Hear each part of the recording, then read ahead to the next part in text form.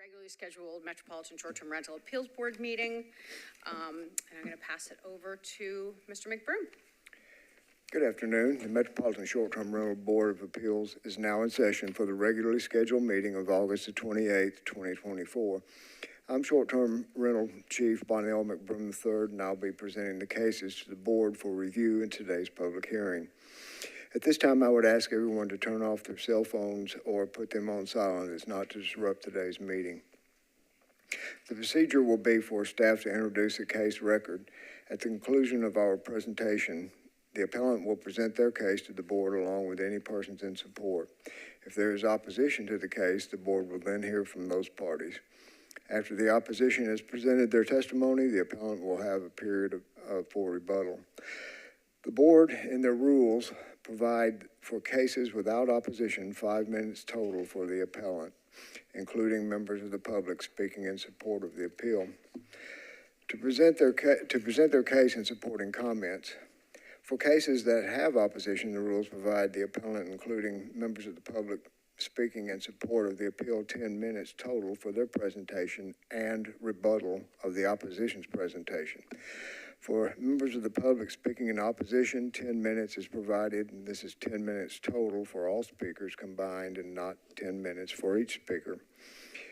For members of the public that want to submit comments to be entered into the record to the meeting that are either in support of or opposition to an appeal, the comments must be submitted to the board staff no later than 5 days prior to the public hearing. Send comments to the short-term rental board at nashville.gov. Documentation supporters or opponents wish to provide the board after the deadline can be presented to the board members by providing 8 copies at the public hearing. However, the board may elect to defer cases in order to review any materials received after the deadline. The Metropolitan Code requires that these proceedings be taped. Therefore, it is imperative that anyone addressing the board come forward, speak into the microphone, identify yourself, and then make your presentation.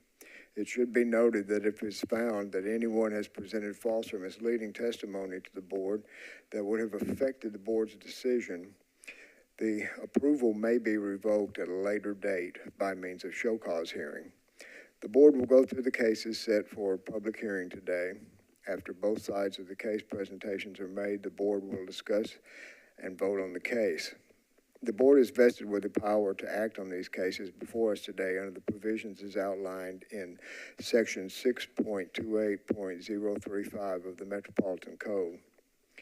The code requires 4 members of the 7-member board to be present to constitute quorum. The board rules require a majority vote in the affirmative of the members present to grant appellant's application. In the event that a majority vote is not achieved, the case will remain on the board's agenda for the next regularly scheduled public hearing. Applications that fail to receive a majority affirmative vote at the next regularly scheduled public hearing shall be deemed denied by operation of law. Any aggrieved party may, within 60 days of the entry of an order, appeal the finding of the board under the common writ of certiorari in accordance with TCA 27-9-101 and following to the Chancery Court within the same 60-day period.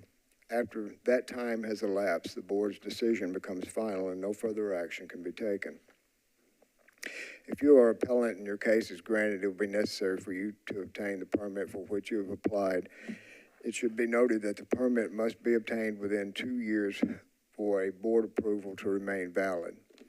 I submit that all cases have been filed in proper order. The appellants have been notified by certified mail as required by the code. All affected property owners have been notified, and the legal notification and sign requirements have been met as required by the code.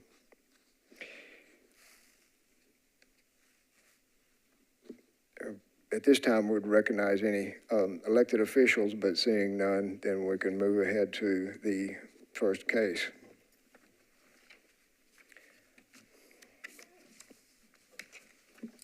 First case is 2024, number 24, Casey and Sarah Hyatt. Is the appellant present? No opposition. Is there any opposition to this case? Nope. Why don't you come forward, Mr. Hyatt, and grab a seat right there. We're going to start with Metro, and then we'll speak with you, okay?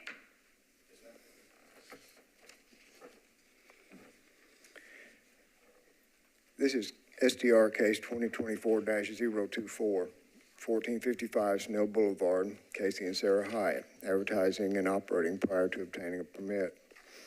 This is an RS 7.5 zone district, and it allows only owner-occupied permits. This is governed by BL 2020-187, which requires a mandatory one-year wait. However, the board has discretion under BL 2023-136. On February the 23rd of 2023, the appellant acquired the property located at 1455 Snell Boulevard, Nashville, Tennessee, 37218. On December 19th of 2023, an Airbnb website advertisement was posted.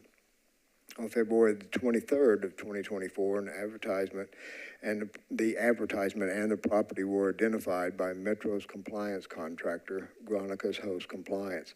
The compliance contractor's tracking recorded 3 documented stays in February and again in March. On April 15th of 2024, the property address was on the monthly list for April 2024 provided by Gronica's Host Compliance for short-term rental properties advertising and operating without a permit. Inspector John Phelps followed up on the property, and he confirmed that there was an Airbnb ad posted with documented stays. A notice of violation was sent by Inspector Phelps. On May the 11th of 2024, the website advertisement was removed. On May the 15th of 2024, the website advertisement was reviewed by Inspector Phelps. The advertisement remained down. Inspector Phelps closed the case. On June 1st, the advertisement was reposted. On June 5th of 2024, a STRP permit application was processed. Inspector Robert Osborne emailed the appellants that the permit application had to be denied due to prior operation. He also informed the appellants that they have the right to appeal the decision to the STR Board of Appeals. On June 13th, 2024, the appellants emailed Inspector David Frabitt asking for leniency. Inspector Frabitt informed the appellants that the STRP ordinance does not allow us to grant leniency, but he could facilitate an appeal to the board. The appeal was filed. This case was originally written on August the 15th, but we have an update concerning the documented stays. There are no complaints on the short-term rental hotline or on the hub as of August 15th, the date of this case summary was written. However, on August 19th, there was a complaint on the hub, Nashville, notifying that the STRP activity at the property had continued unabated.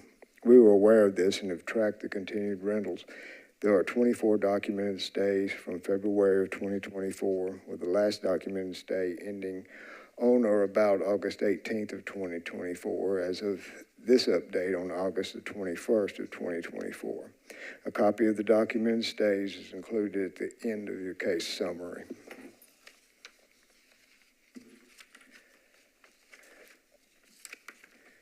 Great. Is that all, Mr. McBroom? Yes, ma'am. Does anyone have any questions for Metro before we hear from the appellant? Nope. Okay, Mr. Hyatt, there's going to be a button right there, if you would be so kind as to open the mic. Maybe, nope, right in front of you, at the base of the mic. There you go. And if you'd be so kind as to tell us your name and your address for the record, and then tell us your situation. And as you heard from the instructions, you've got 5 minutes because there's no opposition. Okay. My name is Casey Tyler Hyatt. I live at 1455 Snell Boulevard, Nashville, Tennessee, 37218.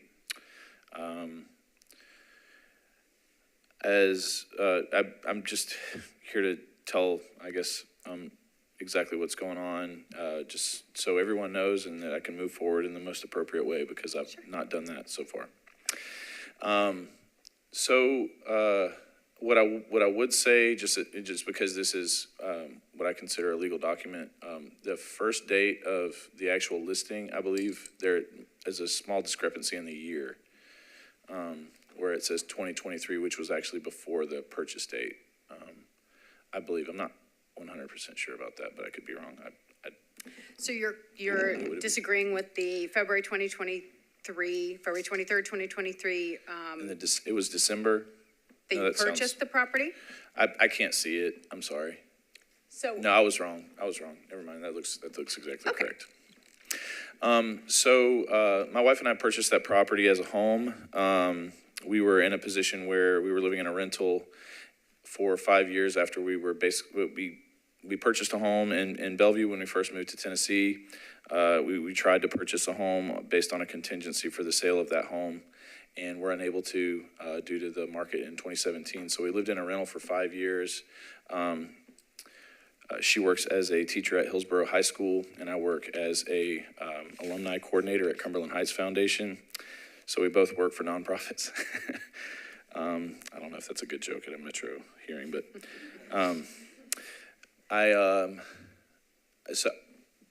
when we were finally in a position to make an offer on a home, it was based on a contingency that we would be able to rent out a portion of that home at some point.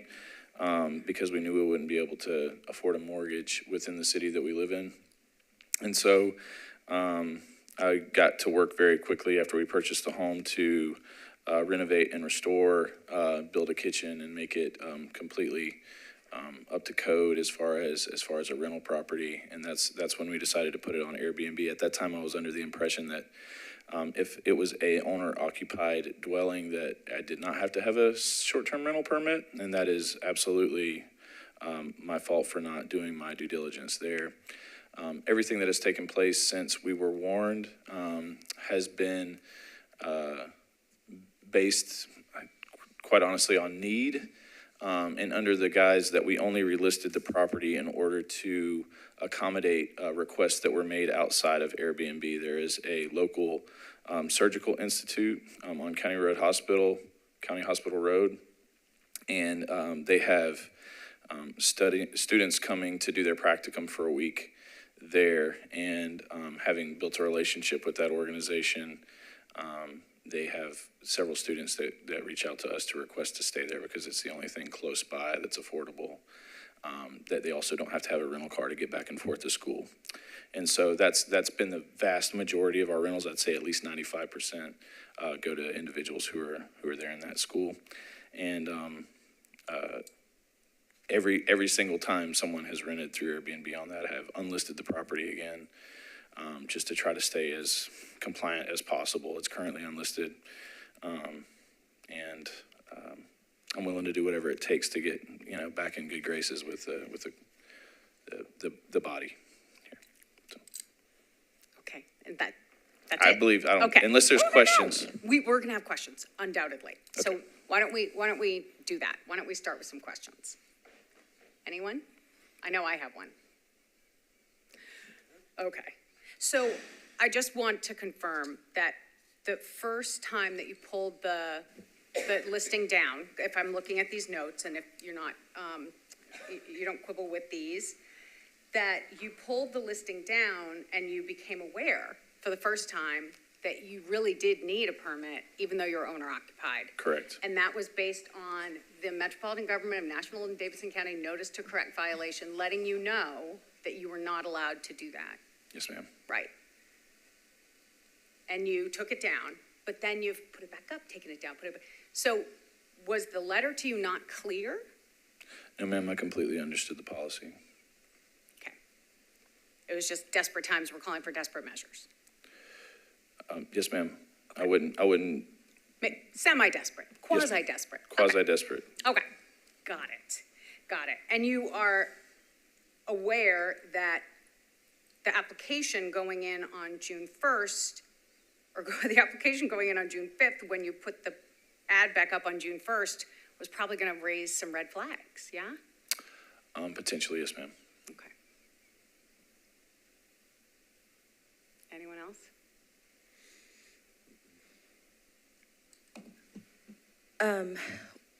Were you aware that, so what I'm hearing you say is the stays from the, was it Skyline? Sorry. No, it's Meridian Surgical Institute. Okay. Were you aware that those stays, even if they weren't booked through Airbnb, are still considered short-term stays? Yes, ma'am. Okay, thank you. Any other questions? No? Okay, we are going to discuss this amongst ourselves. So unless we want to ask you any further questions, we're going to consider the public part of this hearing closed. So you may hear things you want to weigh in on, but that's just for our conversation. I completely understand. Would you like me to push the button again? Yes, thank you. Absolutely. And I appreciate your time. Thank you. All right. So, I know, it's kind of a tough one because I think we all agree, but I think we all agree that this is what we were told originally short-term rentals were, right? This is a space in their home. These are people who obviously work hard for the betterment of our community, all of those really sympathetic things. But it's tough to be overly permissive when, and don't feel like you need to sit there for this. It's hard to be overly permissive when it's going down, it's coming up, we're taking more rentals when we know we're not supposed to. I completely understood that I was violating, and I did it anyway. My sympathies are there. It's just tough to. I feel very sympathetic but constrained. I would agree 100%. I so wish that they had just stopped operating when they got the first notice. Because, even looking at the leniency that we have under the new ordinance, we have to consider things like intent, whether the appellant did knowingly commit a wrongful act under the code. I very much appreciate the honesty. I think it's really clear that it was knowing at the point that they received notice. Remedial action was not taken.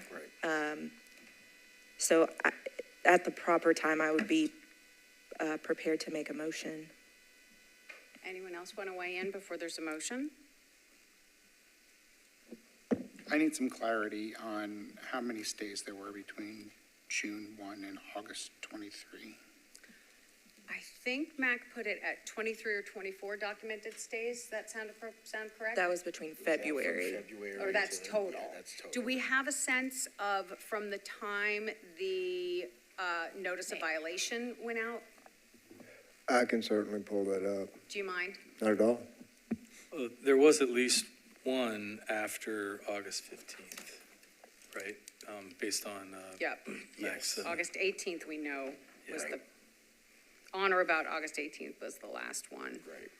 Right, and it seems like there were at least 2 official notices, either via the notice itself or via communication with code staff, that you are in violation. Right.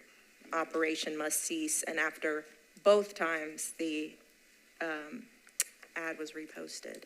And I believe that there's additional language in the submission of the permit application as well.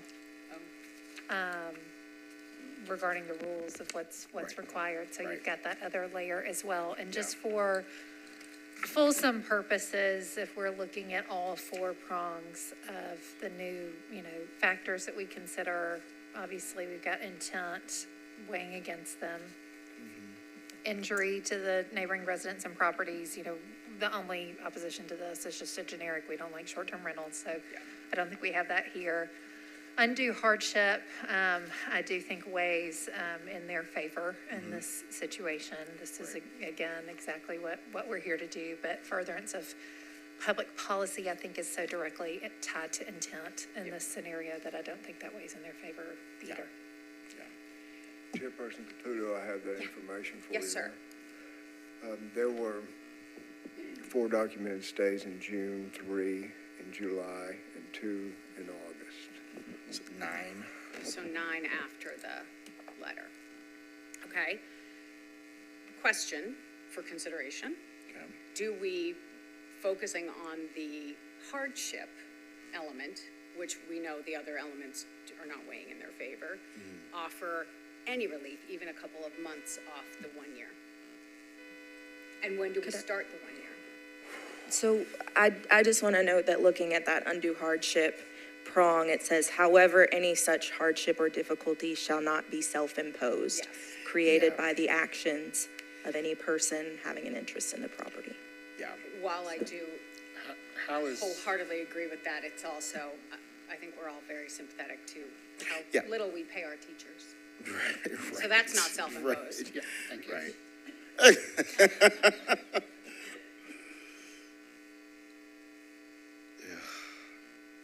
I'm just throwing it out there. I'm not making a case. I'm just curious if anyone feels No, it just- similarly.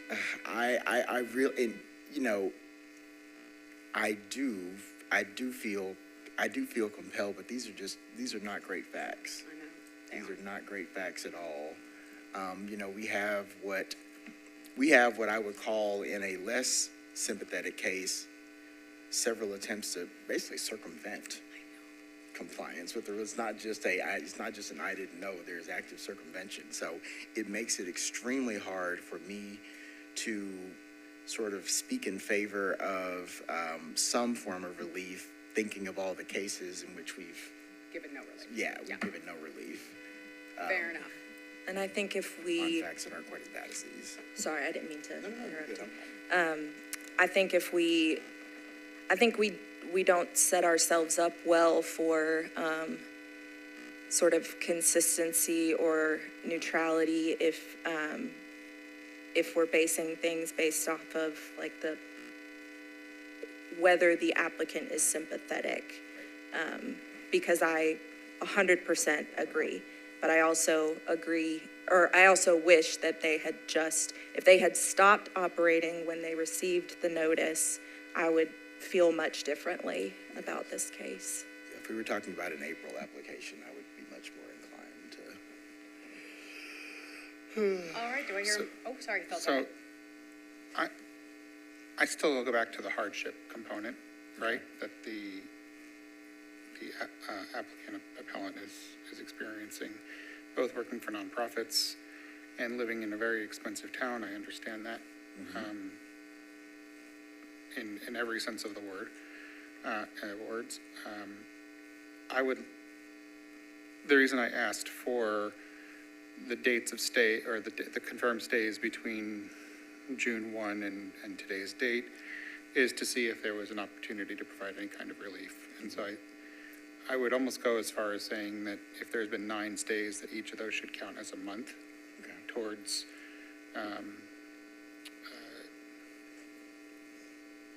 words escape me, not enough coffee. I think you understand what I'm saying. Yes. But to give maybe a relief of 3 months in total, so that they could apply, reapply 9 months from June. Nope. Wouldn't it be the The last documented documented stay, I think, would be If we the were to offer appropriate any measure. relief, we would probably Yeah, have I'm to date sorry, it from the I'm last sorry, documented last- stay, which is August 18th. Yeah, last documented stay. Which would put that at what, May of next year? I'm adding in my head, that's dangerous.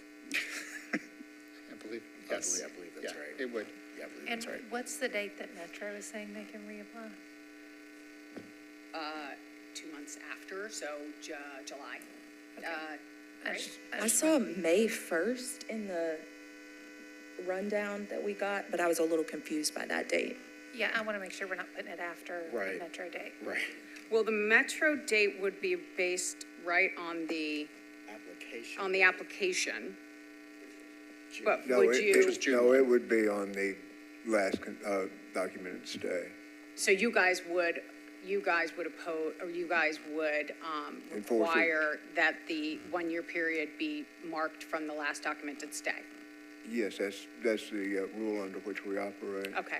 I think Nicole is suggesting that somewhere in the materials, but maybe they just hadn't factored in the the documented stays operating outside of the permitted That's use. correct.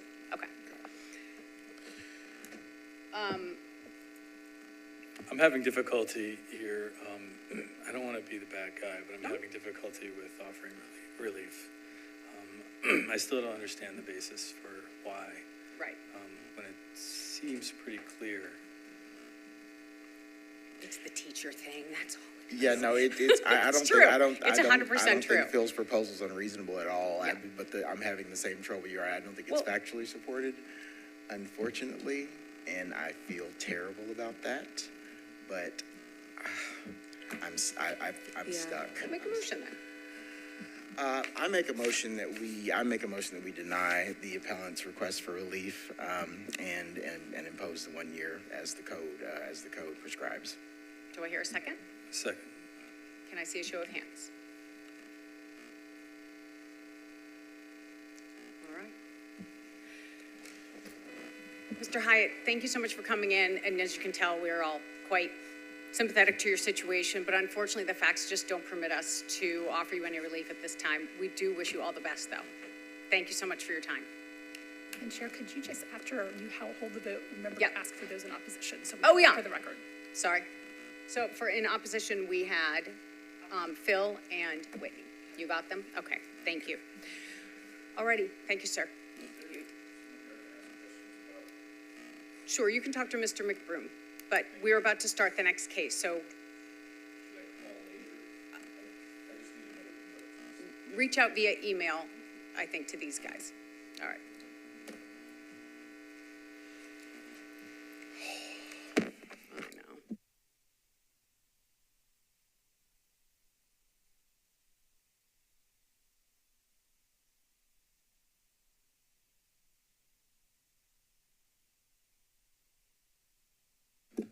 All right, Mr. McBroom. Our next case is STR 2024-25, 815 Main Street, number 306, Lang Brothers Properties LLC, Representative Crystal Lang, advertising and operating with an expired permit. This is an MUG-A zone district, which is mixed-use general. It does allow for not owner-occupied permits.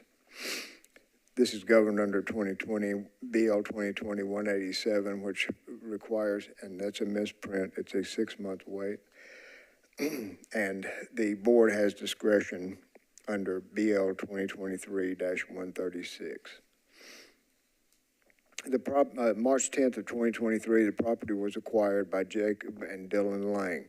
On March 22nd of 2023, a multifamily not owner-occupied STRP permit application was submitted. The permit was issued on March 28, 2023. On May 9th of 2023, the property was quitclaim deeded to Dylan and Jacob Lang,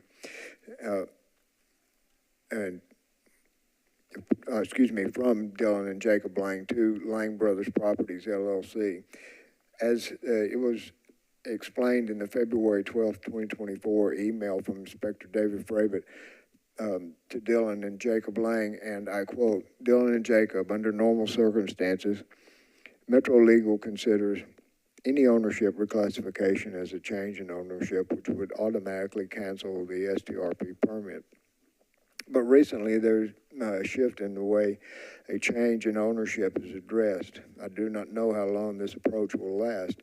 If you quit claim the property from individuals to a sole member LLC with $0 recorded in taxes, the lack of tax transfer indicates that no conveyance has occurred and therefore no transfer of the property.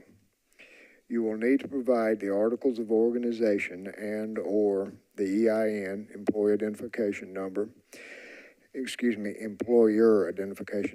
that shows the individuals that pull the permit are the individuals that are the sole members of the LLC. Since the name on the STRP permit cannot change, you will also need to complete the attached form that gives the LLC permission from you, the permit holder, to operate the short-term rental for you. On March 28th, the requested information had not been received, resulting in the permit not being renewed. On June the 14th, the property was on the monthly list for June of 2024, provided by Metro's compliance contractor, Gronicus Host Compliance, for short-term rental properties advertising and operating with an expired permit. Inspector John Phelps followed up on the property, confirmed that there were 2 ads posted with documented stays after the 30-day grace period has expired. Inspector Phelps sent a notice of violation. On June 25th, 2024, Ms. Crystal Lang emailed Inspector Phelps, who was not in the office that day. On June 26th, 2024, at 7:52 a.m., the Inspector Phelps forwarded the email from Crystal Lang to Inspector David Frabet. At 1:30 p.m., Inspector Frabet replied to Ms. Lang, "Thank you for responding. STRP permit," and then the number, expired on March 28th of 2024 and is also beyond its 30-day grace period for renewal. The permit cannot be renewed. Also, an email was sent on February 12th of 2024 to the owner's email of record identifying a change in ownership that needed attention, of which no response was received. To complicate the situation, there are documented stays after the permit expired, and per Metro law, there is an automatic 6-month wait from the last documented stay before you were able to apply for a new STRP permit. Please change your online advertising to a 30-day minimum stay or remove it completely and cancel any bookings. Currently, the last documented stay is the end of June. Therefore, you may apply for a new short-term rental permit December 23rd of 2024, unless there are additional stays on the property. You may appeal to the Short-Term Rental Board of Appeals if you believe we have erred that you have documented stays after your permit expired. Ms. Lang responded, "Hey, David, thank you for all the information per our phone conversation. We have checked all the junk mail, trash, and have no emails related to the permit. Did the email originally also get sent to this current email address? Either way, we will be complying with John's letter, converting the listing on Airbnb and VRBO to a 30-day listing until we can get this resolved. We would like to take the next step and appeal." The email was addressed to langbnb@gmail.com.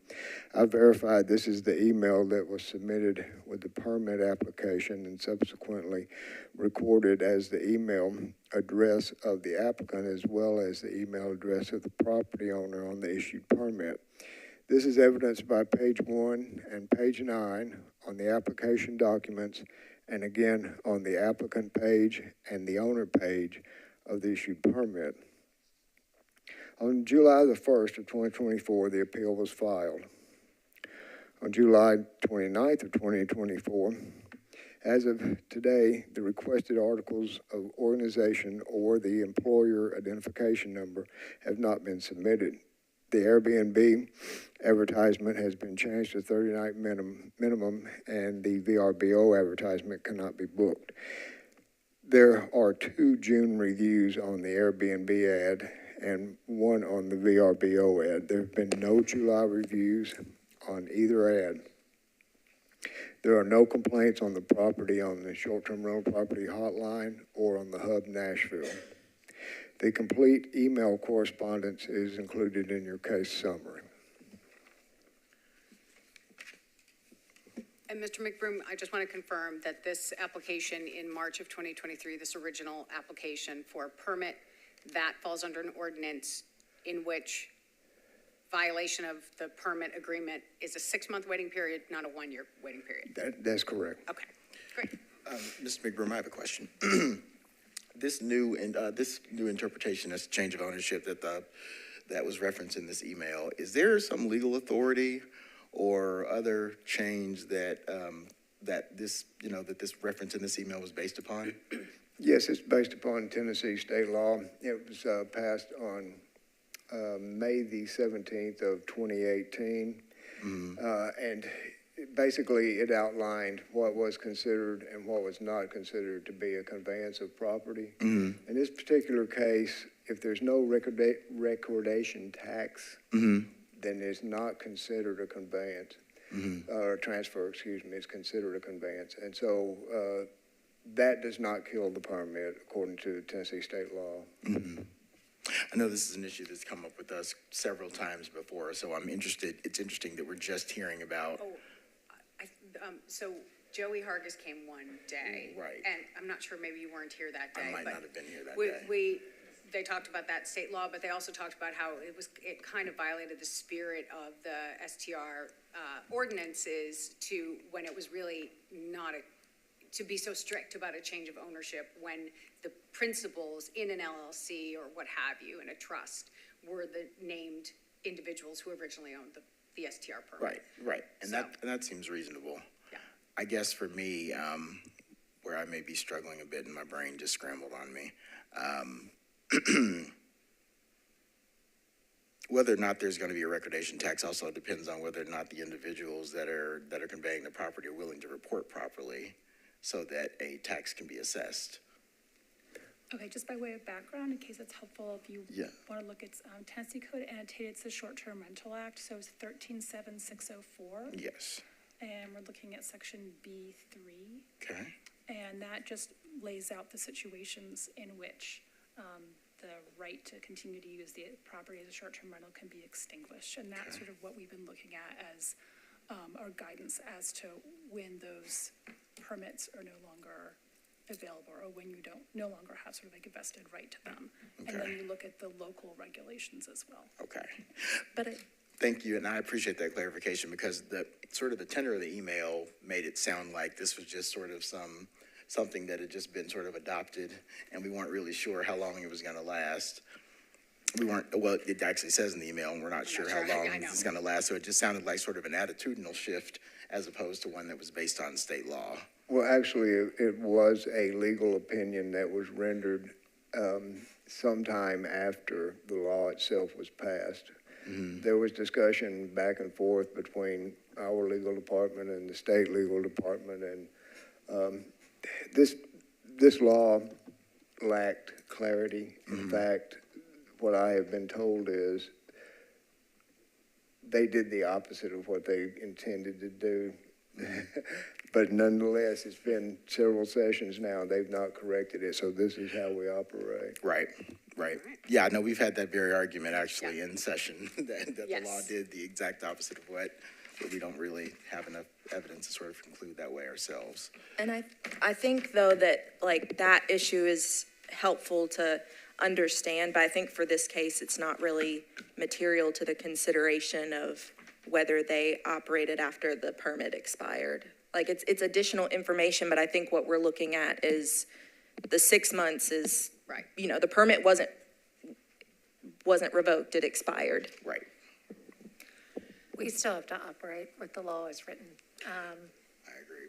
Yeah, but But codes my makes question that for Mr. determination. McBroom is, I'm looking at the packet and what I'm trying to get some clarity on, is this just a typo in the February 12th, 2024 email? The discrepancy between when the email was sent and then the very last paragraph says your short-term rental permit expires 3/28/2023. Was that just supposed to be 2024 in the body of the email, or?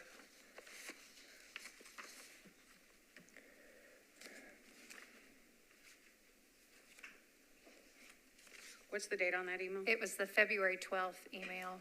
In our packet, it is page 7. It's the one that went to the Lang Gang B&B at Gmail. Oh, okay.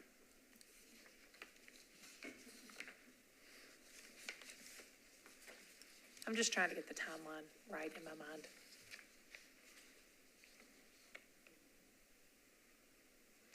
That would make sense because March 22, 2023 was the original application.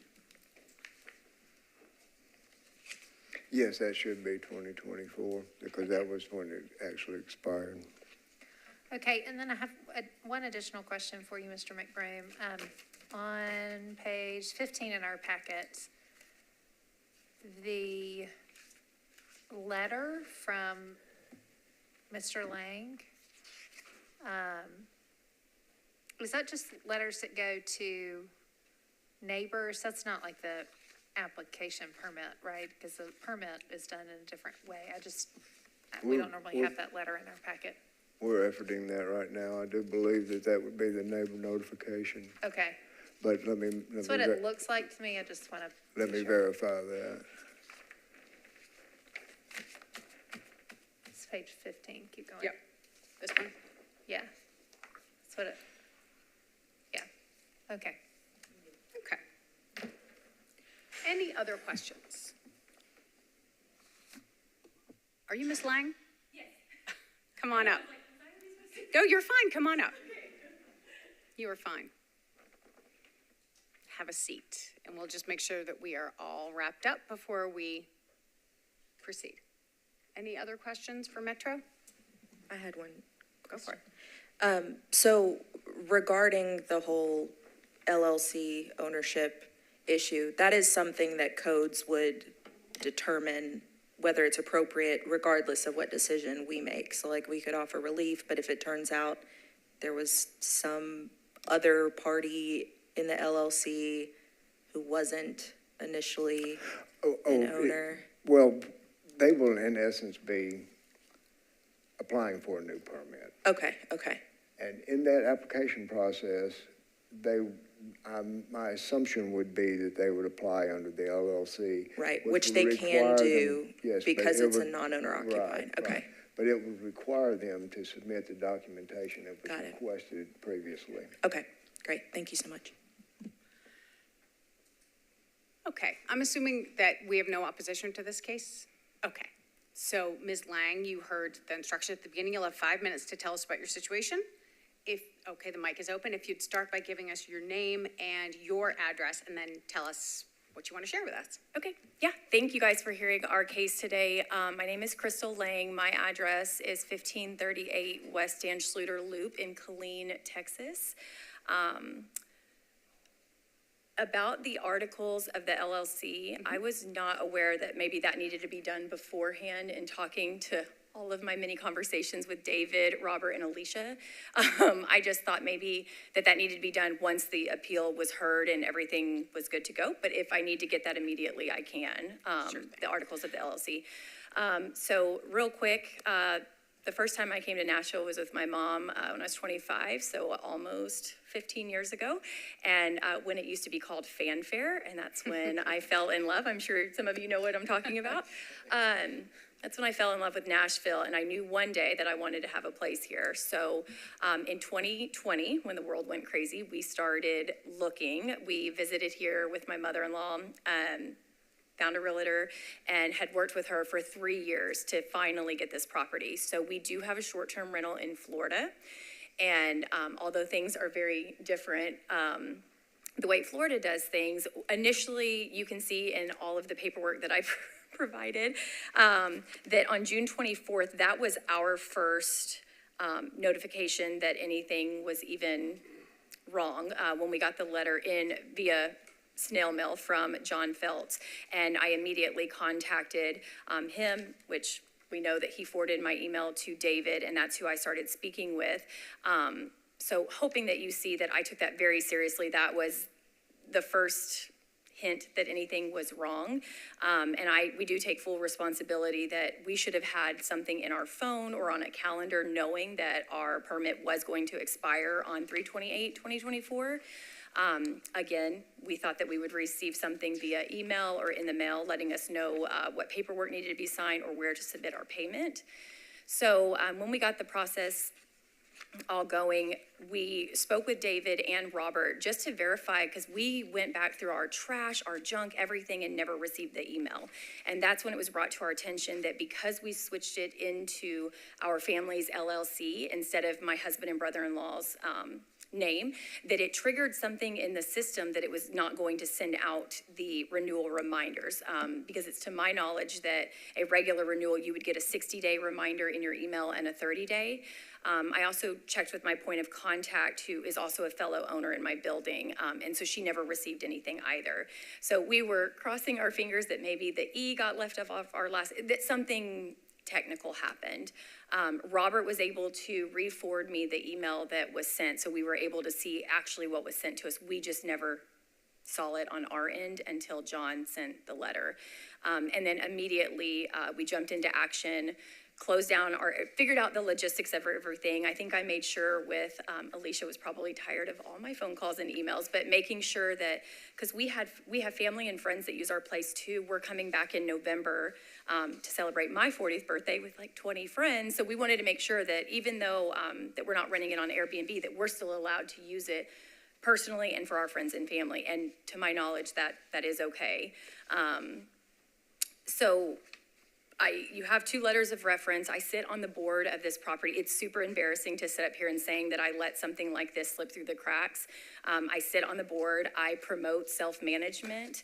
I've helped 2 fellow owners at Jolene on Main get into self-management versus using a property. I submitted all of my reviews to you guys because I just wanted you to see that my sister-in-law and I who run this take it very seriously. You'll see my name probably in most of those reviews because we do everything ourselves. We want to be very hands-on, get to know our guests. We have return guests. We want to pride ourselves in thinking that we promote like people coming to Nashville, and not that Nashville needs help in their economy in any sort of way, but we like to promote that we are very hands-on owners, very hands-on hosts, and it's just a shame that something like this happened. And it's been a very embarrassing and expensive lesson learned to fly all the way out here from Texas. So I hope that the board has leniency or grace in knowing how serious I take this, and that a lesson like this was needed because it will never, ever, ever happen again. Thank you very much. Yeah. Any questions for Ms. Lang? Can you clarify the email address situation? Because obviously all the emails now are coming from your email address and not the email address that was on the permit application and the one that we saw in the neighbor notification letter. Yes, the Lang Gang B&B email is our email address that we use. My sister-in-law and I both utilize it. That's why usually nothing ever slips through the cracks. So that's what we use when we send out to our guests, and that's what's used on Airbnb, VRBO, and our direct booking website. But then when I started talking with David, I do believe when I submitted the email from my phone, it defaulted to my personal email address instead of the Lang Gang. Oh, we've all been guilty of that.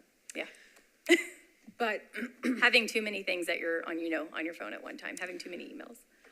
But I just, I wasn't confused, but now I am. So the renewal notice and you're about to expire, your grace period notice, both went to the original email that was on the application, which you still have. Yes, the Lang Gang B&B is what we have. And so that's immediately what we thought, well, maybe there was a typo with our email address or whatever. And we confirmed that with Robert and David. And Robert was able to dig back through the records because I said, can you just send it to us so maybe we can do a word search? We could not find it in junk, spam, nowhere to be found. But Robert obviously had the proof that the email was sent, the day, the time, and all of that stuff. So it wasn't until we didn't think anything of it. Again, I should have had it in my phone or on a calendar somewhere that it was going to expire. Our Florida one expires in June. I don't know if I got those. Honestly, I feel like it was just human mistake. I have no other explanation for it, but I did count back.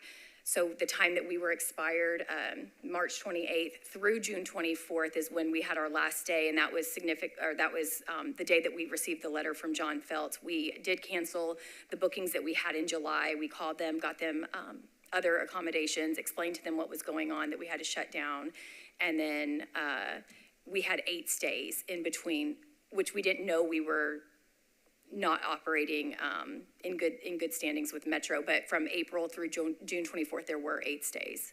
Okay. So June 24th is the date of your last stay? Yes, that was when they checked out. Okay. Could I ask a question about the email that you sent to John Feltz on June 25th? It says, "It seems my permit renewal did not go through."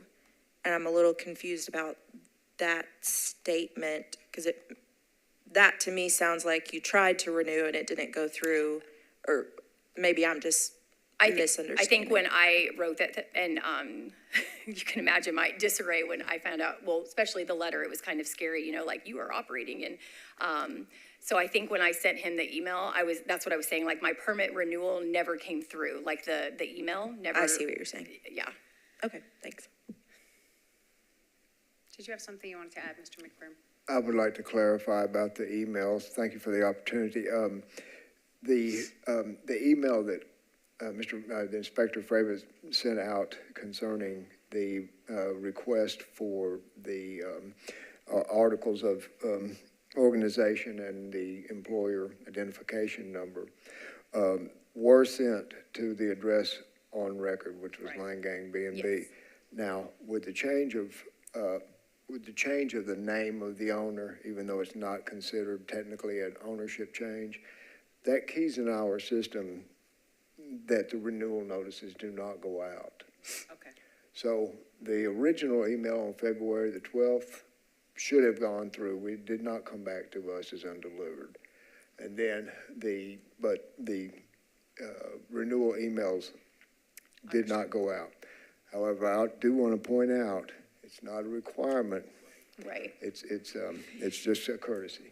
Yeah, out of curiosity, because this just came up in my confirmation interview the other day, is that clearly stated when people apply that if you get an email, super duper? If you don't get an email, it's still your responsibility? To the best of my knowledge, it's been a sticking point with us for years. So, yes. Am I allowed to add or no?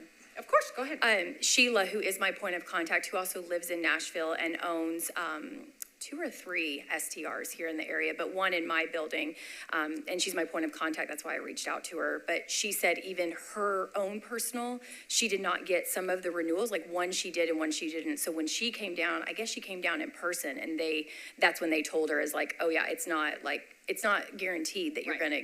So we thought it was because we changed into an LLC, but maybe it's just luck of the draw of who gets one and who doesn't. I think well, nonetheless. Yeah, I think the It's intent not, is, it's not guaranteed. I think the intent is, the expiration date is on the face of the license, so that's the notice. Yeah, That's the that is notice. the Right. And I continuing think notice. you're supposed to, I don't know if this ordinance stands, but at one time we had an ordinance requiring that you actually post a photo amongst your photos on your short-term rental ad. So it would be there amongst your photos of your, beautiful wallpaper and what have you, of your permit with the expiration date. Yeah. So it's right there for you to see. I don't know if it's required now. I know when we had to, when we set up the listing on Airbnb, it did require us to put our permit number. It did Right. not require to put anything, just Okay. the 5-digit number or whatever it was. Can I ask you about that, Mr. McBroom? Because I feel like the board had like a prolonged conversation about that probably years ago, about whether the expiration date is actually on the face of the permit, because you don't send out a new permit every year, right? So is the expiration date on the face of the permit? The expiration date years ago was not on the permit, but for several years now it has been. As far as the renewal having the current expiration date, we don't mail them out. We don't have hard copies of them. We do say that they are available to be downloaded online. So if the permit holder wishes to download that information, it's available to them as soon as the permit is paid for and it's renewed. Thank you. Any other questions before we deliberate? I have a question from Metro. So I'm looking at this email. It's on page 7 of our packet, the one that had the date wrong. I'm struggling with this email specifically, because if the appellant is saying that they didn't receive it, and then the date to what you said earlier was not correct on the email, I'm kind of wondering if this was actually even sent. Oh, yes, sir. We verified that it was sent. So is it just a copy and paste from an email into a Word doc? Because I have questions about it. Yeah, I mean, when we do these summaries, we do have typos. It's simple as that, but no, in an instance like this, we're definitely going to verify that that email was sent. I mean, if it's a mistake on our part, we're going to own up to it. I'm not throwing accusations, I'm just curious, so. It's February, it's always hard to get the new date right at the beginning of the year. I just wrote 2022 on a check. Okay, so, I have one please, question. go. When did you find out that you needed to get the articles of organization and the EIN to Metro? It was never specified to me. All I asked Robert to do, because I never saw the original email until after he found it. I think David was out of the office, and Robert said, I can dig through there and find how it was sent. But again, we didn't know if there was proof really that it just said the date on there, February 12th. But he just sent it to verify like that it was sent. I just followed the list that I was sent from Metro for the appeal. So that email was forwarded to you after you started talking with Metro? After I started talking, okay. Yes. I was just trying to figure out when, because you said I didn't know I needed to get those before today, and I was just trying to figure out when you learned that those documentation and items were being when he requested. sent that to me back in June, I honestly probably didn't read the email because I was going off of what the steps needed to be done for my appeal today. I didn't know. Okay. Anyone else? Okay. Thank you so much, Ms. Lang. We appreciate it. We're going to close the public hearing. You're welcome to take your seat. We are going to discuss this amongst ourselves. Okay. Mike. This does feel like cases that we've seen years ago, especially with the email situation, failure to renew. We've seen a lot of these cases. Yeah. And I know that I also, as an Airbnb owner or proprietor, there was a period where I didn't receive emails, but, and so I've experienced that as well. So I am a little bit sympathetic, but then I also know that I personally had to pay the price by not renewing my permit one time, and it caused me some difficulties as well. So this is before we were all existed as a board. I don't know. As far as the decision, I'm not there yet, although I can definitely understand the plight. To me, it looks like it was just a failure to renew. I think that the appellant has definitely exhibited good intent once he was made aware of the issues to try to rectify that as quickly as possible. Yeah. And so that's definitely in her favor. Agreed. Anyone else? Terrence? I'm struggling with the lack of understanding that there was information that was requested and needed in order to make this a non-issue that was not provided. And still, as of today, when the packet, sort of has been reviewed, it's not understood that it's, I'm struggling to. I get it. I don't Yeah. think it materially changes the issue before us, which is that there was operating after. No, absolutely. Yeah. But I think that. So that would all need to get buttoned up. Yes. Before a new permit would be issued. No, absolutely. And I think that would militate more heavily in favor of me coming down on the side of let's grant some relief. Okay. I think that's something that's very easy to fix. I think it's a. But you were going a different direction. I consider it to be. Obviously, the owner has demonstrated herself to be very, or the manager has demonstrated herself to be very responsible, very on top of these things, and that seems to me to be an uncommon, unreasonable diligence failure. To not know, and then also to make sort of no effort to find out what was being requested and why all this correspondence has happened back and forth, and what's really at the center of all that. So, as in the last case, I find myself, there are sympathies, but it's a bit hard to come down in favor of relief. if we're revisiting our four prongs here. Yeah. First of all, looking at intent, I don't think that this was a knowing, intentional. Right. I think it was just a mistake. Right. Injury to the neighboring residents and properties, we don't have any complaints. In fact, we Right. have some letters of support. Right. Undue hardship, we don't have any evidence that this is an undue hardship case. Right. Public policy, that one really doesn't weigh one way or another in this Right. particular case. Don't we also have a fifth prong? Wasn't remedial action added? Yeah, as an amendment. Yes, so it's intent, injury to neighboring residents and properties, undue hardship, remedial action, and furtherance of public policy. So I think the remedial action of immediately upon learning, ceasing operation, canceling bookings in July, like there were no bookings after she was notified, which to me, like, I know, we like to see that even, and I know it's a financial hit to cancel bookings and, but when people do it anyway, that to me shows they are willing and eager to operate within the confines of the ordinance. In stark contrast to the last I case agree. we Yeah. just considered. Yeah. I think that is we've always considered that strongly, and I think that we will continue to consider that strongly in their favor.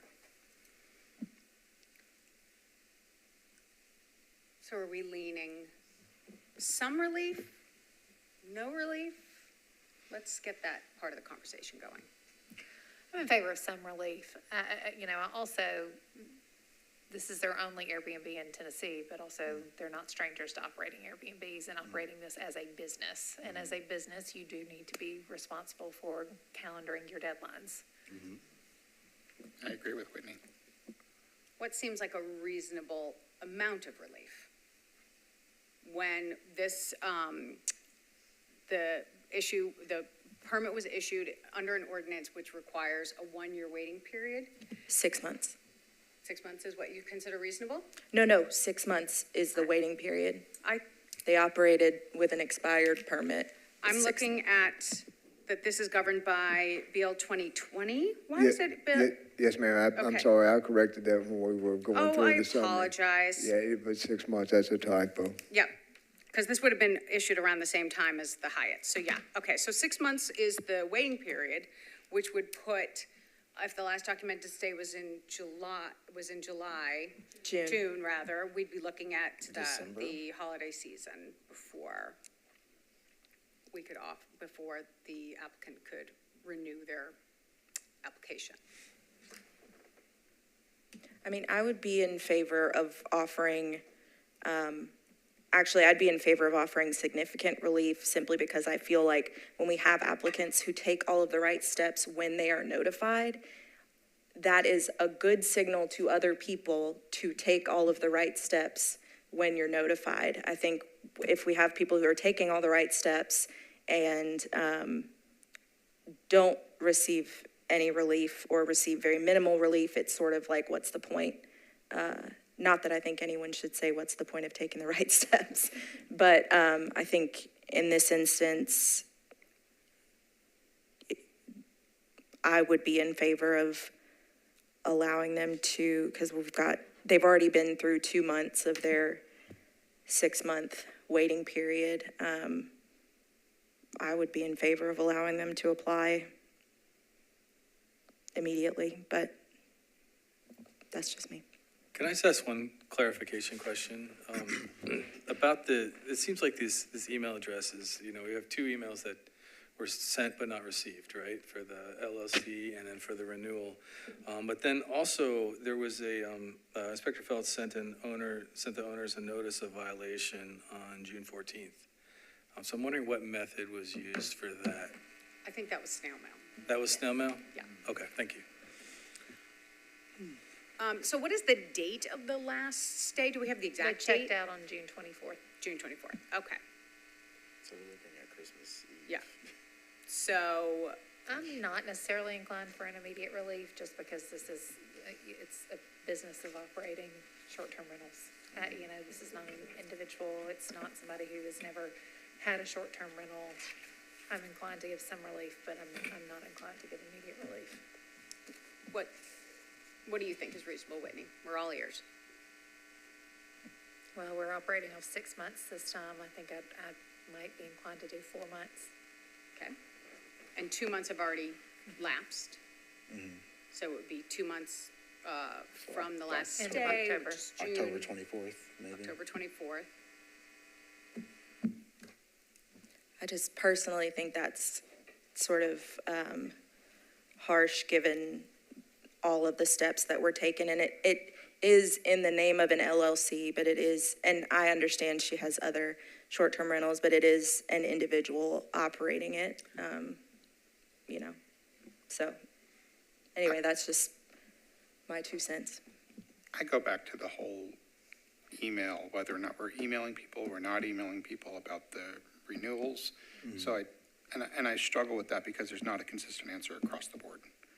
And I think that is, or a consistent action. Right. And that has to change. We continually having these kind of battles as to whether or not someone received an email, didn't receive an email, was the email sent, who sent the email, is so aggravating for these hearings. Right. So a very clean and clear answer of what we are doing if we are not sending them, I think is really important. And to that end, I would say that I would probably come up a month from what Whitney recommended and just say that they can reapply September 24th, give them 3 months, because it is a business and businesses have a different set of responsibilities and guidance and processes that they need to follow versus an independent person. I don't disagree with you, Phil. Mike, what do you think? You've been in this chair, in this hot seat yourself. Yeah, mine was resolved by different means. Yes, of course. The state changed But the law, and so I Cutting the waiting period in half, do you think I think that's sounds reasonable, good? sure. Shall we have a motion? I'll make it. So I move that we offer a 3-month waiting period to the Lang family business, for lack of a better term. Do I hear a second? I'm sorry, so beginning from the date of the last documented stay, which was June 24th of 2024, which puts that date at, what did we say, September 24th, 2024. Do I hear a second? Do I see a show of hands? Who agrees? Unanimous. Very good. All right. Ms. Lang, thank you so much for coming in. You heard that you're eligible to reapply September 24th of 2024. You're so welcome. Have a great day.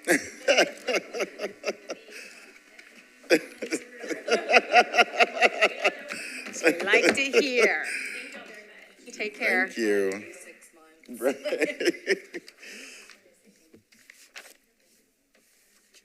All right. Okay. Our final case is STR 2024-026, Michael A. Abear, 2027 Rosemary Lane. It's a revocation of the permit due to the fact that it's the belief of Metro short-term rental property is not the primary or principal residence of the owner. This is an R6 zone district, which allows only owner-occupied permits. It's governed by BL 2020-187, which requires a 1-year wait, and the board has discretion under BL 2023-136. On October the 19th of 2007, the appellant, Mr. Abear, acquired the property at 2027 Rosemary Lane, Nashville, Tennessee, 37210. At some point prior to February 10th of 2022, the existing structure was demolished. I was not able to find a demolition permit, but on February the 2nd of 2022, a building permit application was submitted for a new residential building, the scope of which was to construct a unit of proposed horizontal property line regime duplex. On September the 19th of 2023, a water services reconnect sewer from demolition permit was issued. October 10th of 2023, a final use and occupancy letter was signed off. On November the 8th of 2023, an owner-occupied short-term rental permit application was submitted, processed, and issued. On February the 13th of 2024, an Airbnb advertisement was posted, and also on this date, 5 hotline complaints were received, 4 of which claim that the owner does not live at the property. On February the 14th, 2024, an additional hotline complaint was received that also claimed the owner does not live at the owner-occupied permitted property. This complaint also submitted evidence. Inspector John Feltz opened the case. On March 18th of 2024, a final complaint came in through the Hub Nashville, which read property violation, short-term rental complaint description. 2027 Rosemary Lane is operating as a full-time Airbnb using a loophole where the owner of the house claims to be living at 2029 Rosemary Lane, but is not. The owner is not living at either house.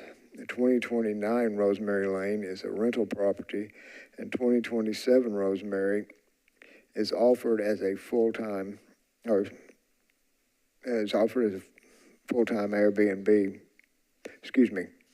2029 Rosemary Lane is offered as a full-time, forgive me, I'm stepping all over myself. 2029 Rosemary Lane is a rental property long-term, and 2027 Rosemary is offered as a full-time Airbnb as per links below.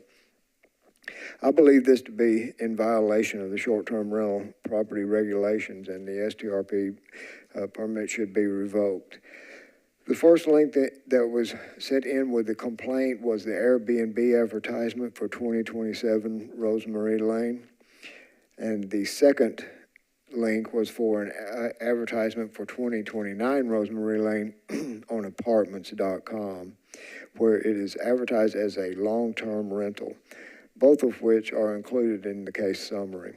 Inspector Feltz found that in the owner-occupied permit application, the property tax statement from the Metropolitan trustee and the proof of liability insurance had the owner's address as 795 Coltrane Court, Irvine, California, 92617. Mr. Hebert's email address on the application was mebert1@uci.edu. All of the ownership documents that are in the Metropolitan Nashville records, except for the deed for 2027 Rosemary Lane, have the owner's address as 795 Coltrane Court, Irvine, California. This includes the assessor of property and the Metropolitan trustee.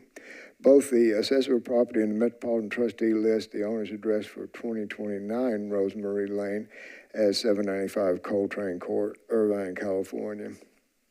Inspector Feltz investigated the 795 Coltrane Court address and found it to be the Miramont Rental Townhomes Development. The Miramont Development brochure included in your summary reads as follows.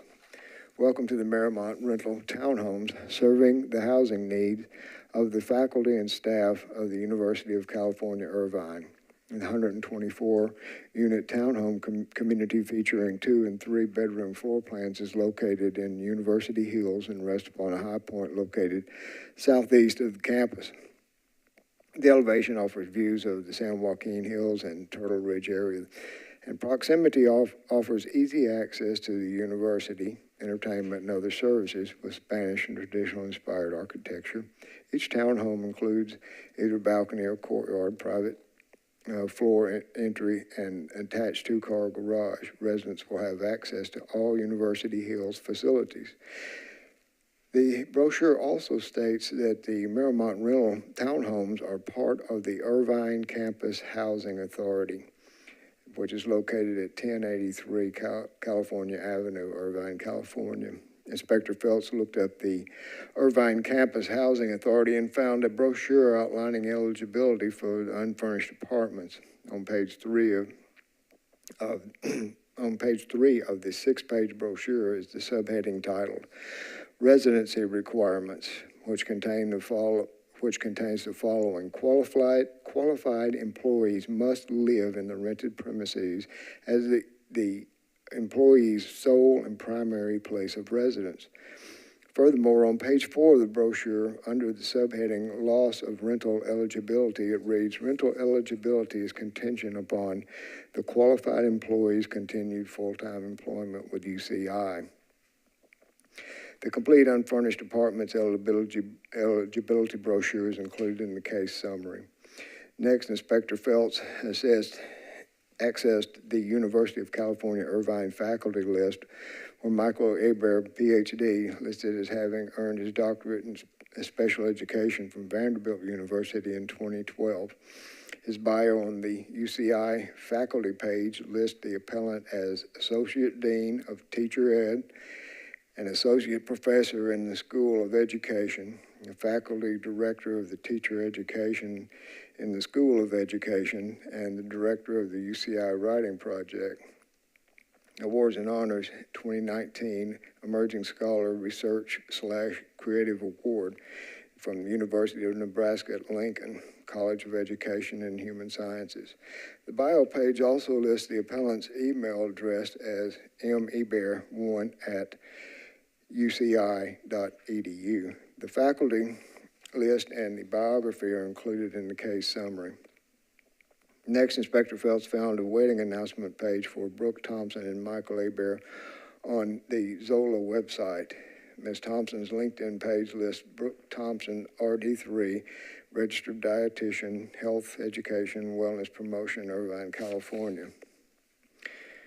President and CEO of Innovations in Wellness, Orange County, California. A computer browser search by typing Ms. Thompson's name in the search box yielded information that she currently lives in Irvine, California. There's also a former address of 1929 Sumner Street, Lincoln, Nebraska. A property search on the Lancaster County, Nebraska Assessor Register of Deeds website lists the owner of the property at 1929 Sumner Street, Lincoln, Nebraska as Brooke Marie Thompson with a mailing address of 795 Coltrane Court, Irvine, California. Brooke Marie Thompson's Instagram page lists Brooke Thompson, RD, Health Beauty, founder, CEO of Innovations in Wellness, functional integrative nutrition, critical care dietitian. On June 21st, 2024, the revocation letter was sent in accordance with Metro Code Section 6.28.030.A.5.L.III. The revocation letter allows 15 days from the date of the letter to cease STRP activity. On July the 3rd, the appeal was filed. On July 6th, the revocation went into effect. An Airbnb website ad was changed to 30-night minimum stay, and the last documented stay was the last weekend of June, as of the writing of this on August 15th, 2024. There are 6 short-term rental property hotline complaints, 5 of which claim that the owner does not live there. There was 1 Hub Nashville complaint, which also claimed that the owner does not live there. There were 3 Hub Nashville complaints for trash and debris that went to the Property Standards Division of the Codes Department. There was 1 letter and 1 email in opposition to the appeal. A copy of each of the complaints and the letter and the email in opposition are included at the end of the case summary. On August 13th, 2024, the Codes Department received an email which contained a lengthy document from the appellant, Dr. Hebert, in support of the appeal. The document is also included at the end of the case summary.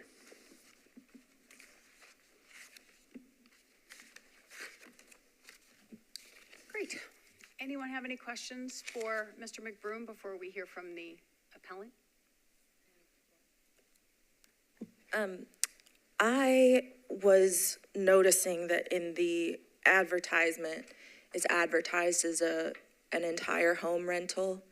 And I know that I had emailed you some questions about that provision of the Metro Code that prohibits owner-occupied short-term rentals from being advertised as entire home rentals. I was just wondering if that is something that has been flagged to this appellant, that is not allowable. Well, No, that was not noted in the revocation letter.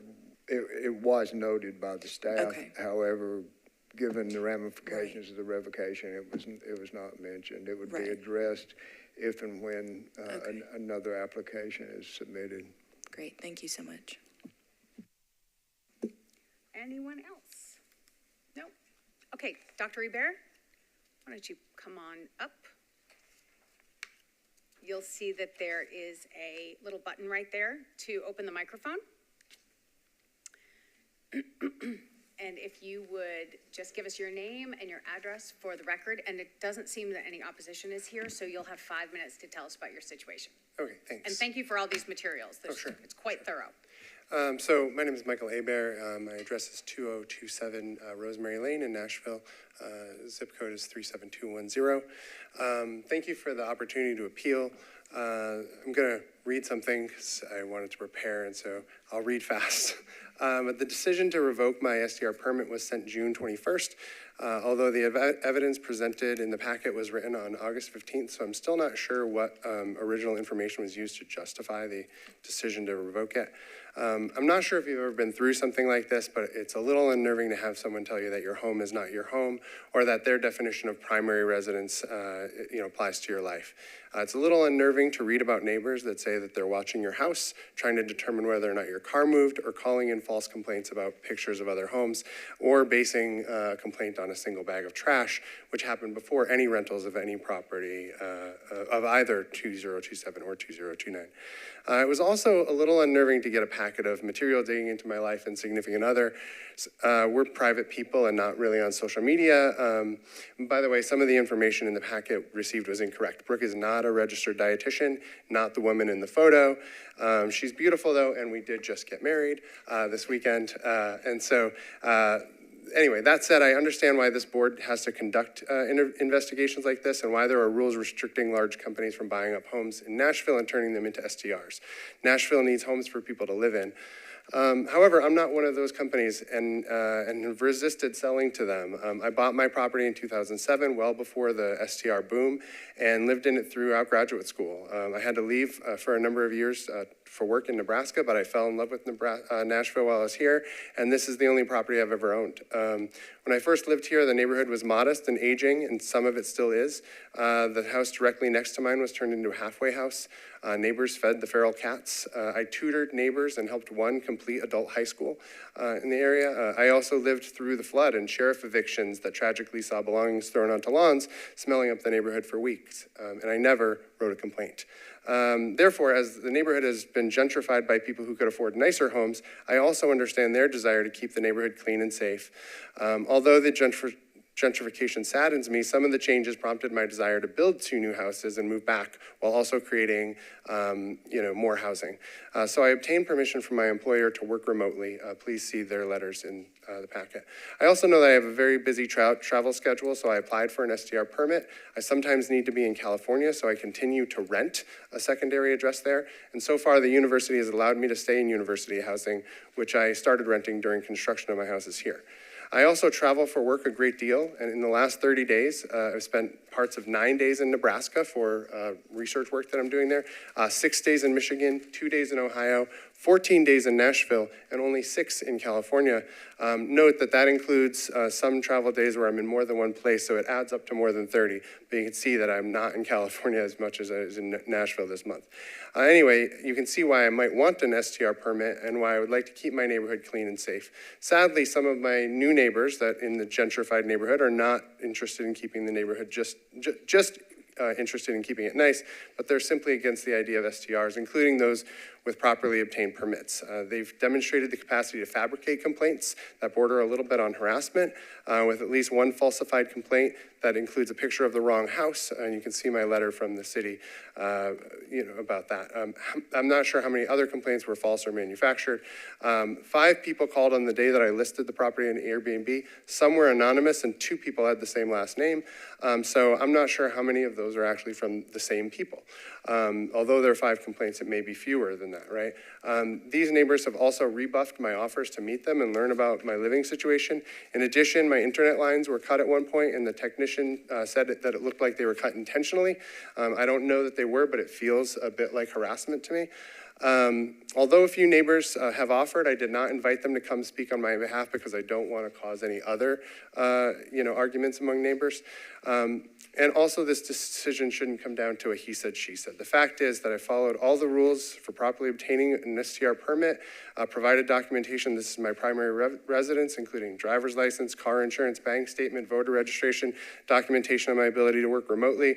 My work indicating 2027 Rosemary Lane is my primary address. I'm a natural person. I live in one of the two properties. My property address matches the deed. I don't own any of the other properties or vehicles in or out of state. Moreover, I have my Tennessee marriage license with me because Brooke and I just got married. I pay sales, property, and other incidental taxes in Tennessee, make income in Nebraska, in Tennessee, and frequent local businesses. I've spent a lot of time at the Red Bicycle, Southside Kitchen, ML Rose, Glass House. I love Emmy Squared Pizza and I use Uber Eats for delivery. I buy my groceries at Kroger. Dr. Hebert, Yeah. we have passed the time. Oh, did I? Okay, Yeah, that's what that alarm was. Okay. But we all agree with you about the culinary delights that Nashville offers. So you got us on that one. I'm sure that you will be able to get to the rest of your points through the questions Sure. that we ask you. But let's get on to that portion of today's event. So who has a question for Dr. Hebert? When you're in California, where do you live?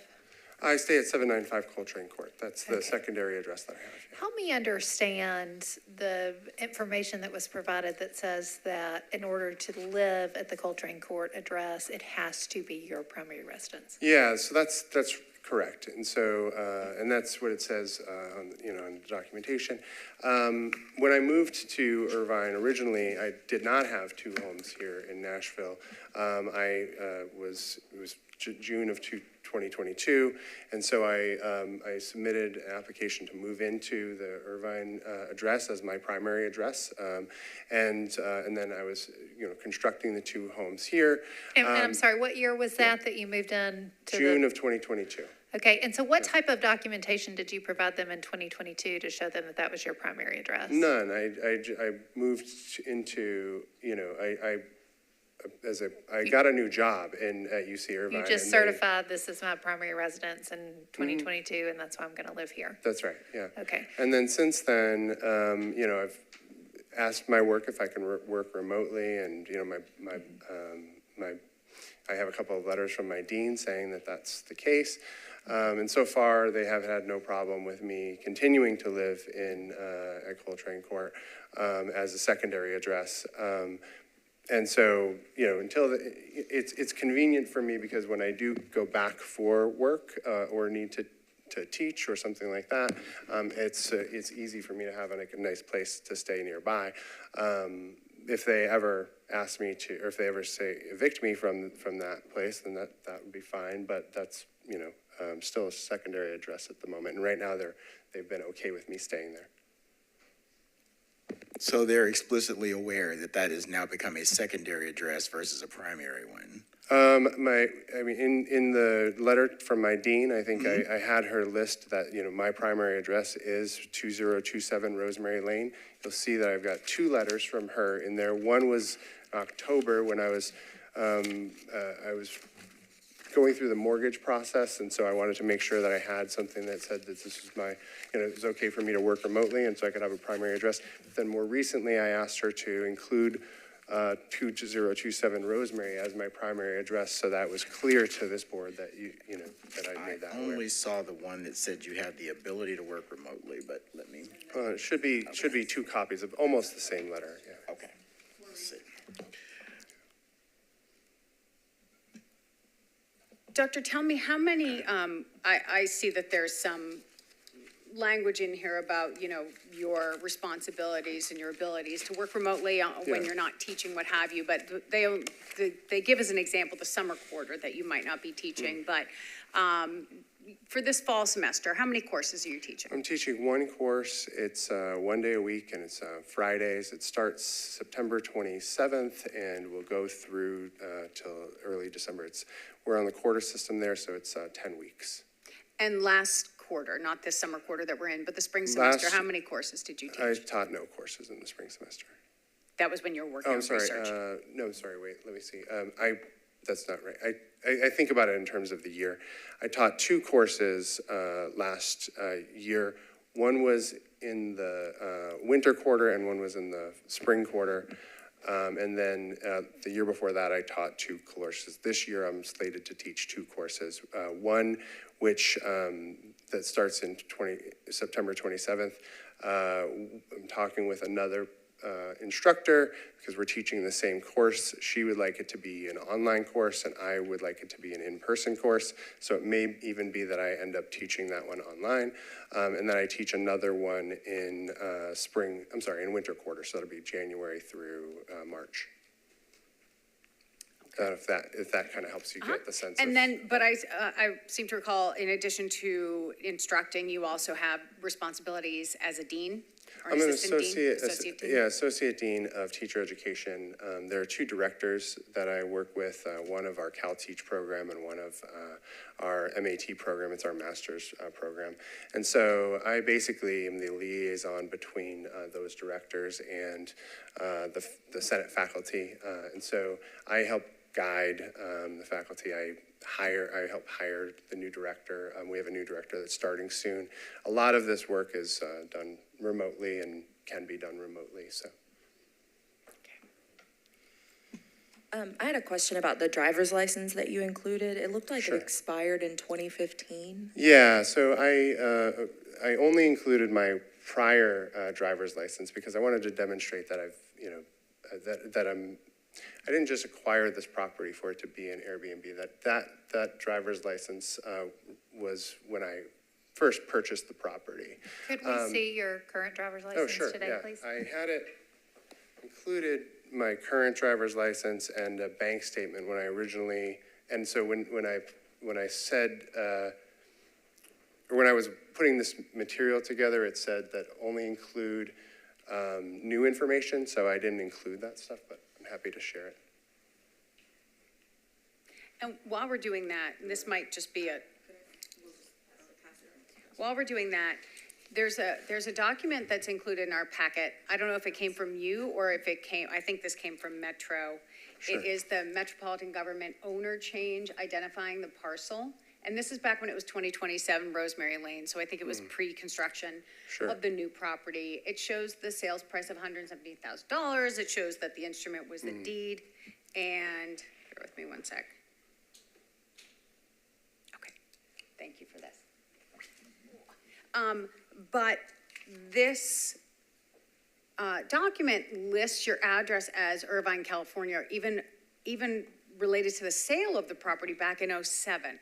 Does that make sense? No, You weren't I was involved? never Okay, so it must have been so, updated in the interim. You know, when I first moved, when I first moved to Nashville, I did come from, I was teaching school in, thank you, as a reading specialist in Hermosa Beach, California. Or I was living in Hermosa Beach, California, and I was teaching in,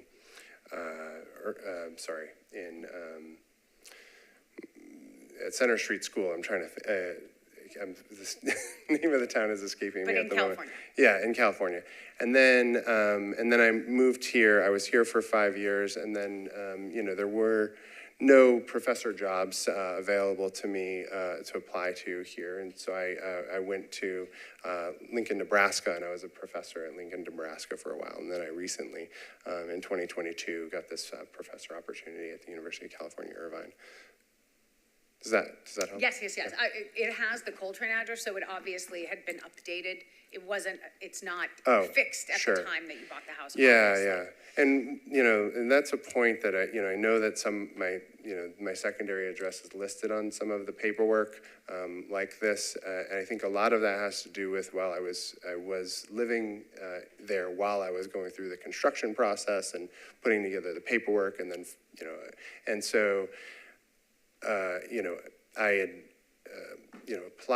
of course I was receiving mail there. There was no way to receive mail here at 2027 Rosemary Lane while the property was under construction. Even when I started to get mail, even my voter registration card, I had stolen out of my mailbox when I first said it. And I talked with the post office about it, and they were like, unfortunately, first there was no mailbox to put anything in. When there was, they were like, unfortunately, that happens a lot with new constructions. People are sort of going by and taking mail out.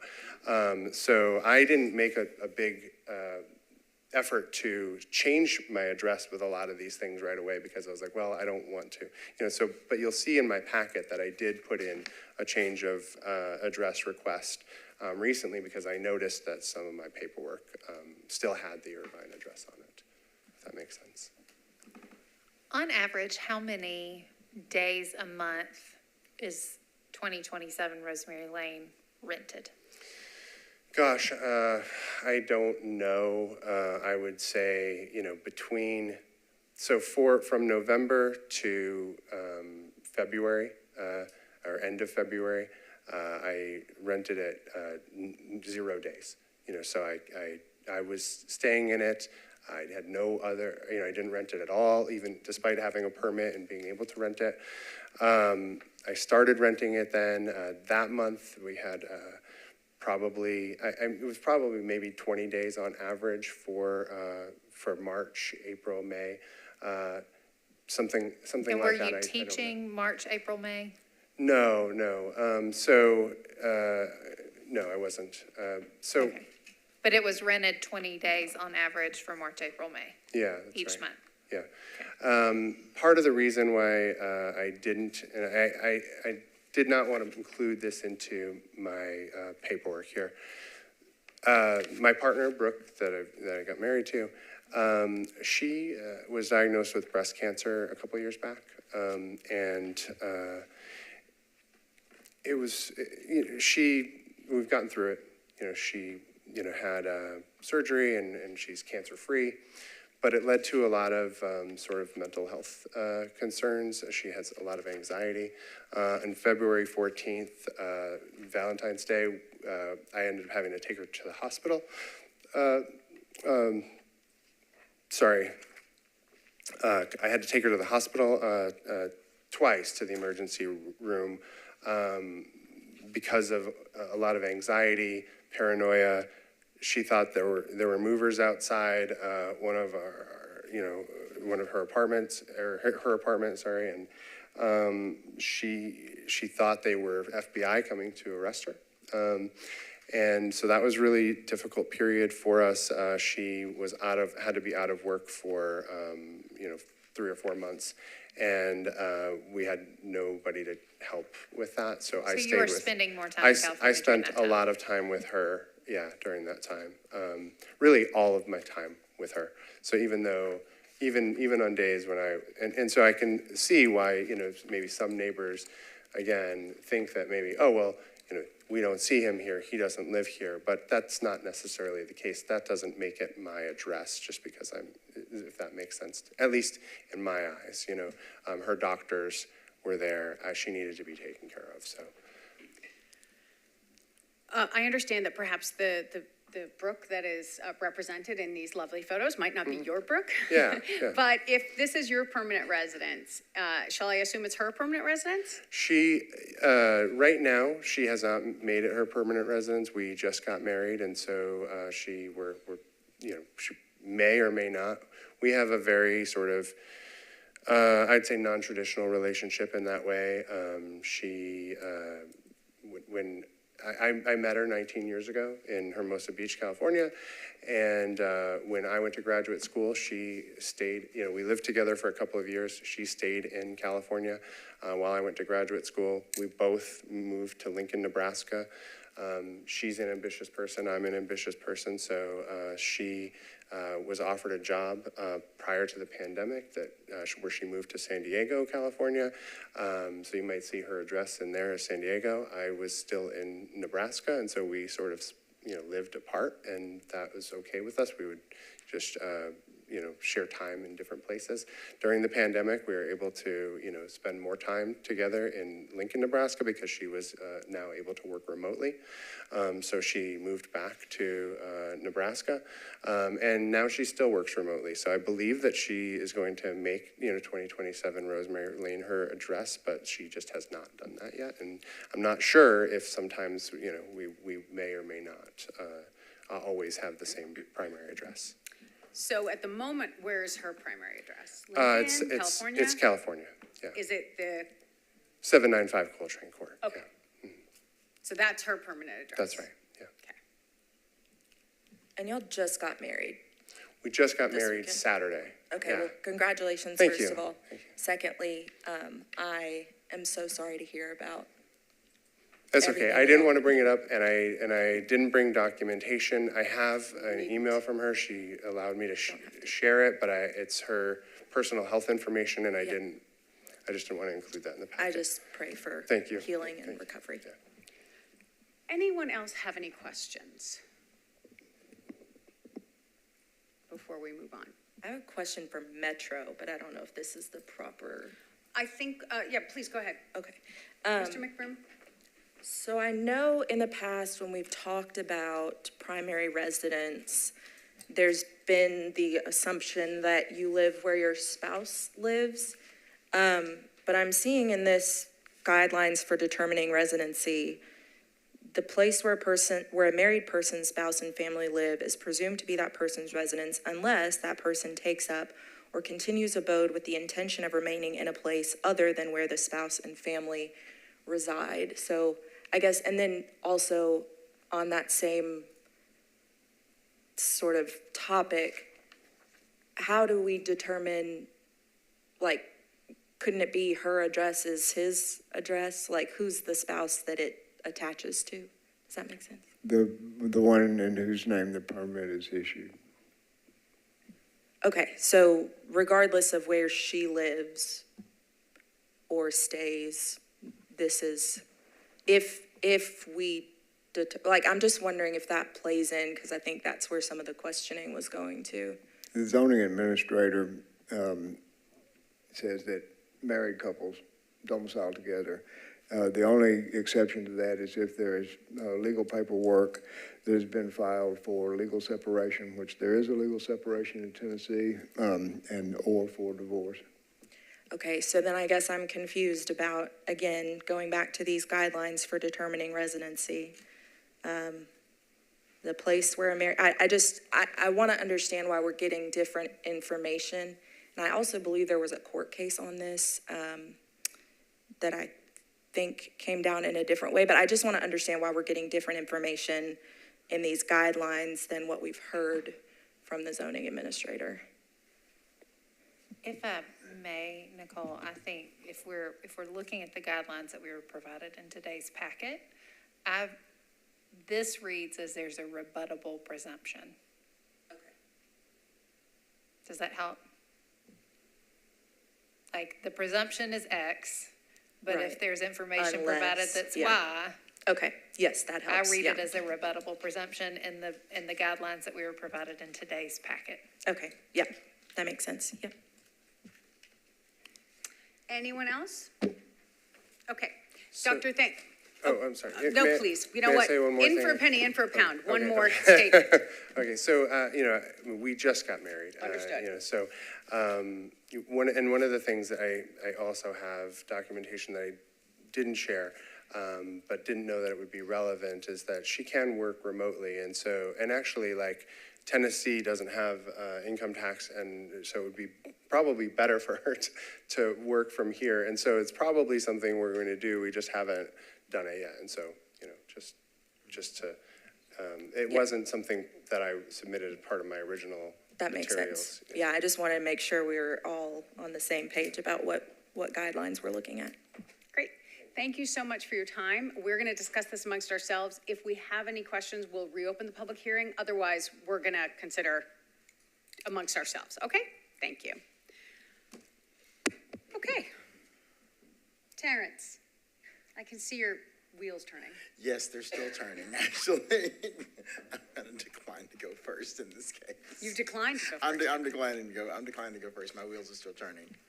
I'll go if Sure, that's go right ahead. allowed. So I believe that,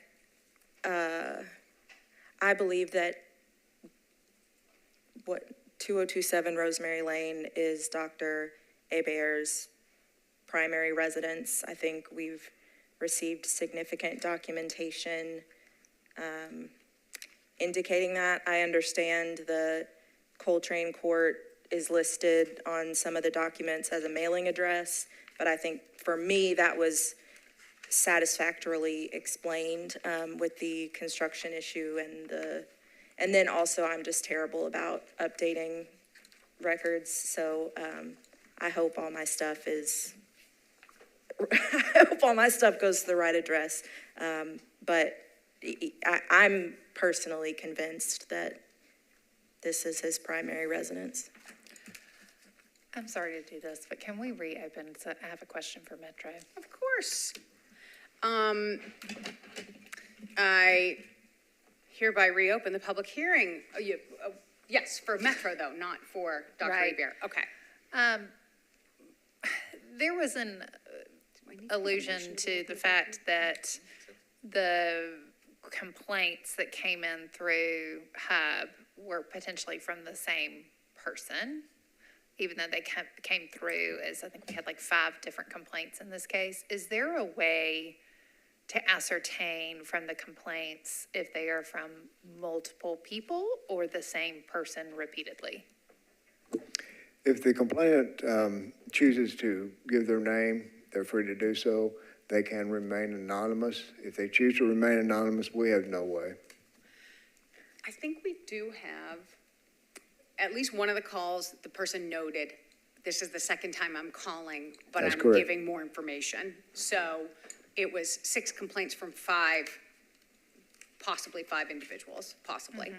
And then count, just so I don't have to go through 119 pages again, tell me again how many individual letters we had. One was signed by 2 people, and then we had another 3? At the time of the writing of the summary, we had an email and a letter. Now, I believe there may have been some subsequent. Oh, I think we had more. Yeah, there was a subsequent documentation that came in after the summary was completed, and I believe it came to you in a supplemental package.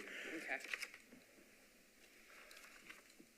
Actually, I'm looking back at this and it looks like the 770 number was at least 3 complaints. Maybe 4. No, those are different 770 numbers.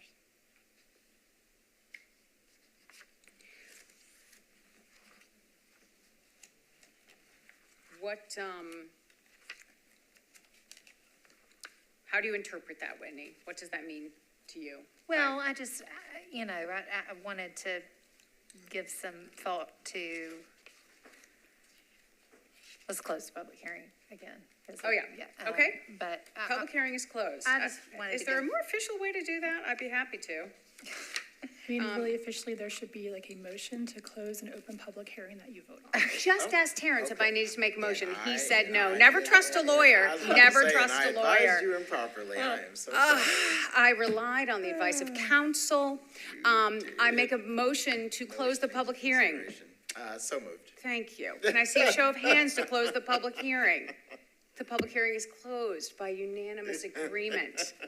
Good heavens. Oh, goodness, I'm sorry. All right, Whitney, go ahead. I just wanted to look and see, because we had so many complaints in this case, and we do generally put so much stock in what neighbors have to say. True. I wanted to draw that back to I know. the insinuation that these may be disgruntled coming from the same source. Right. In many instances. And so I wanted to fully vet that because we do so often place such high regard on what the neighbors have to say. So I'm just going back and studying that in a little bit more detail for myself personally. Yeah, and I actually did notice among one of the complainants, there was a statement that he introduced himself to that neighbor and confirmed that he did not live at the property. And I apologize, my brain is not working today apparently, because I meant to ask about that. Actually, one of the letters specifically said that they do not want an Airbnb in front of their home. Right. And so I'm actually a little curious as to how the plots lay out. Is that something that we have access to? Do we have the plat for this property? It does, if you look at the original in the packet, the original the original home that was on that property, they seem to be relatively large lots. If this isn't too skewed. It looks like a Miss Catherine Blumhart was sort of the gatherer, or at least a primary character in this saga. I wish that we had neighbors here to speak in support. However, I think it is really tough to put neighbors in a situation to speak out against their neighbors on something that is not really going to affect them. That's a very unfortunate sort of position to put people in. Given that, I mean, I'm just not convinced by the complaints, given the documentation and testimony that we've received today. I'm not convinced that he doesn't live there. I'm convinced that these folks don't think he does. They don't understand or agree with how he lives there, whatever. But I'm not convinced that he doesn't live there. I do want to clarify, because I think somebody said that one of the complaints said, I talked to him and he said he doesn't live there. Yes. If I'm missing that somewhere, because the one I'm seeing is, he says that he travels a lot and is renting it for certain periods, which is what Yes, he there said. was there one that says another? that, but I believe there is another. It's the same, okay. it's the same Thank you. person, Catherine. Okay. Thank you.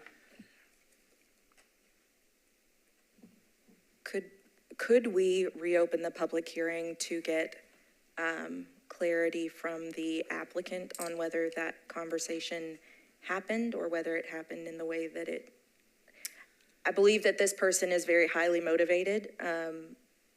And so I just want to, if the applicant has different information, then I think it would be worth Why don't I move hearing to from reopen the public hearing? Do I hear a second? Can I see a show of hands to reopen the public hearing? We have reopened the public hearing by unanimous agreement. Dr. Hebert, could you speak to this letter, if you'd be so kind? Do you have a copy of the letter? I've been given a copy of, Okay.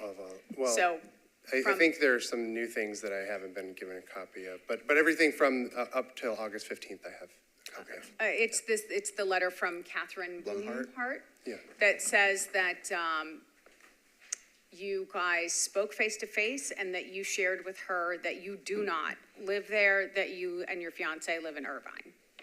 Yeah, I don't know who Catherine is exactly. There was a conversation that I had with CJ, is who I remember meeting. Maybe it's Catherine's husband, maybe it's the neighbor. I tried to introduce myself to all of the neighbors over the last 9 months or so. And I did have a conversation with CJ at one point, and where I introduced Brooke to him, and I said, sometimes we are staying in California, we're living in California. I was trying to explain that, she's been sick and that we've been there a lot, stuff like that. But that that I'm here, planning to be here more often and stuff like that. And so that's where this conversation, maybe they interpreted it that I'm saying that I don't live here any of the time or what have you. But that's kind of how that conversation went. Thank you. I can't really be in. Sure. Yeah. Totally understand. Anyone else before we close the public hearing? Anyone have any additional questions or comments? Yes, in the complaints, there's a CJ Brazil, and then there's a Catherine Bernhardt. The Catherine's spelled with a K and not a C. Right. So those are two separate persons. Okay, so you don't remember having a conversation with a female neighbor? No, I've never had a conversation with Catherine. I would have remembered that because the day the Airbnb complaint was made, with the very first day that we put it up, the complaints were made, and there was a back and forth where the person that's managing the Airbnb part of the property for me is, explains that I'm happy to meet with them and stuff like that. So I would have remembered if I met Catherine in particular. So I've never met Catherine. Got it. Yeah. Anyone else before we close the public hearing? Okay. I move to close the public hearing. Second. Do I see a show of hands to close the public hearing? The public hearing is closed. All right, so this is a tough one because the neighbors, as has been mentioned, certainly believe they're correct. And then staff did a great job finding documentation that supports that. But one cannot say Dr. Hebert has not done a great job countering that documentation with his own. So I'm in a bit of a pickle. What do you guys think we should do? You're like, I don't know why you would have a gym membership if you don't live here. Well, to Orange Theory too, and that's no Right, joke. it's, Right, yeah, no, it's yeah. not cheap. It is not. And it wasn't, the gym membership was not purchased at the time that the complaints were filed, so it's not like, oh, I gotta get my, And that is My spot stuff in on. order. We've Like, a seen few that of the happen other before, things yeah. a few of the other things have dates that kind of coincide, like there's a Geico thing, well, it just started in July, like we were already into this process, but yeah. Yeah. I mean, if Orange Theory saves the day for you, woof. Well, I mean, I think But that they're, did start in January, so I mean, that does speak to this yeah. very And issue. I mean, that's not the only thing that is convincing to me, given, I would say the testimony explained a lot of things. The documentation that we've received helped explain some things as well. I think if these things are not true, you're placing yourself in significant legal jeopardy by making some of these statements I've said before in hearings like these. If you're getting insurance, if you're making statements to an insurer, if you are registering to vote, if you are doing other things in a place where you do not permanently reside, that there are consequences that attach to those being false statements. So the evidence probably preponderates more toward him living there than not. To me, I can't say it's crystal clear, but I think that the evidence preponderates.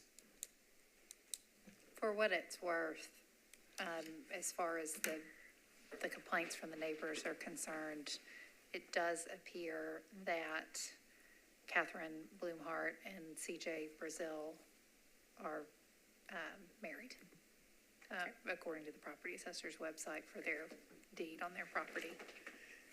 And I wish that they were here, or provided additional statements or something else for us to sort of anchor down the fact, anchor down the fact it's true or false as to whether or not he said that, or whether they were just simply interpreting whatever he did say to him, whatever he did say to her or them. Well, we have what we have. Right. So, Right. Phil, Mike, do you guys have any comments, questions, pithy asides? It always has those. I'm known for pithy I know asides, you It are. always has pithy asides.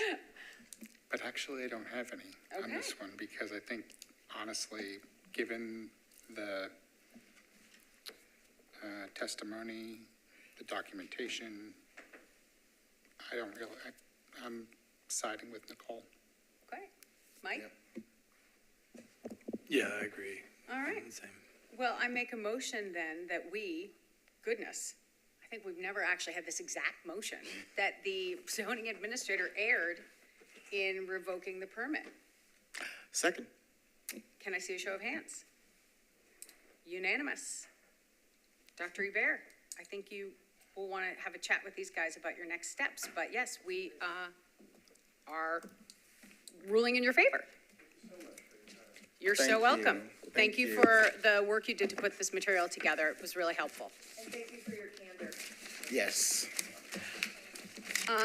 We are all going to stick around because we have some housekeeping to deal with.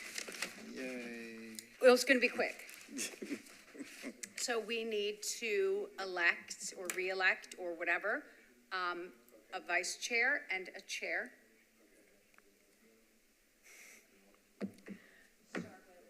Start with chair. Oh, wait, do we need to do anything before we do this, Anne? Yes, you need to have a motion to suspend the rules. Oh, Because right, under right, your right. rules, you're supposed to do it in May. Exactly. So my first motion is that we suspend the rules in that we are late, what else is new? In holding these elections. They were supposed to be done in May, so I move that we suspend the rules to allow this current election scheduled for May to be conducted in August. And do you want to clarify that the person would serve out through May? So it would be like a shorter term. A shorter term. Rather than a year. So we are conducting elections by changing okay, let's start over. I make a motion that we are going to suspend the rules to allow the May election to be held in August, to elect a chair and vice chair to serve until May of 2025. Second. Can I see a show of hands? We have suspended the rules. Very good. Okay, Can I ask a question or two? yes, please. I know that there's a few terms expiring or have expired, which would affect who is eligible to be the chair. Right. So I know that I've just renewed, but I don't know about anybody else. I only have one more meeting after this, and then False. As far as Whitney knows, she only has one meeting after this. I believe Nicole's term does not expire for years. Terrence's just term renewed, yeah. does not expire for years. I just renewed and Phil just renewed. No, I renewed last year, Okay. but I'm here until As I say, I renewed 2038. last year. I think I'm. You're here until 40. 2038. Yeah. I think you're until Drag you out of here. 2075. We're here a minute. So it's really only Whitney that is out of the running, and I know she's heartbroken. Thank you. But that does not mean you're not participating, because you still are a yes. member of the board. I would like to nominate Julie Caputo to remain on as chair. Second. Very good. I'm happy to stay on. I'm happy to hear other options if anyone else wants to move. If not, we can vote. Let's vote. Oh, I was think just, Nicole had something to say. yeah, I was just gonna say, I think, personally, I think it would be helpful to have, someone serving as chair for 4 years, I think is a long time, and that's a lot to put on one person. I think that it's always helpful to have sort of a rotation of leadership. So that's not assuming that anyone else is willing to serve as chair. Do you have a nomination? Well, I was thinking of nominating you. Simply because you've been the vice chair, so you have some of that experience. I think that building sort of a bench of leadership is helpful, and allowing new people to cycle in is helpful. I would think where there's interest, I think that's absolutely true. I think Julie's done a masterful job of discharging the role of chair, and so I'm very comfortable with her remaining in that post. It's only till May. Then we can hoist the crown on someone else if there's not a second on Terrence's nomination. I'm not sure that Terrence was willing to accept No, the actually, nomination. I think I'll be declining the nomination, actually. Well, we're about to get to you. Be that as it may. Anything from the peanut gallery? Okay. So we've had a motion, we've had a second. Can I see a show of hands to reelect me as chair?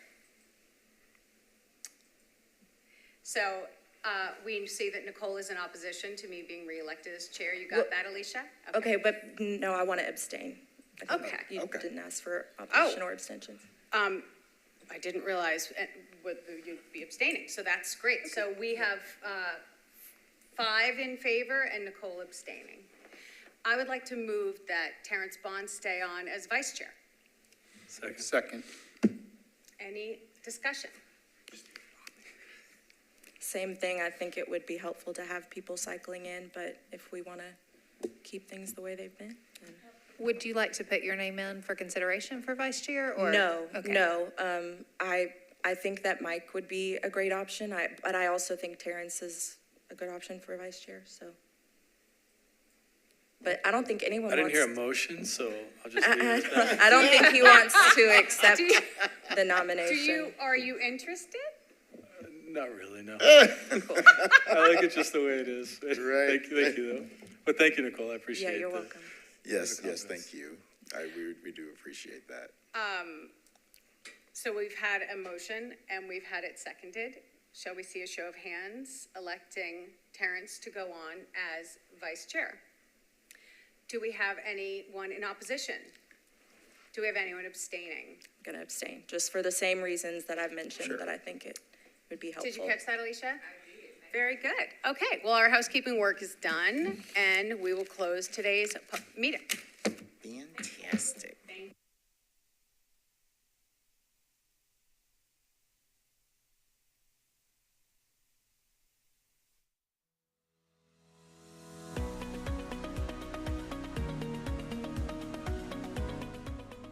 This has been a service of the Metro Nashville Network. If you would like to see this presentation again, or for more information on this and other programs, visit nashville.gov.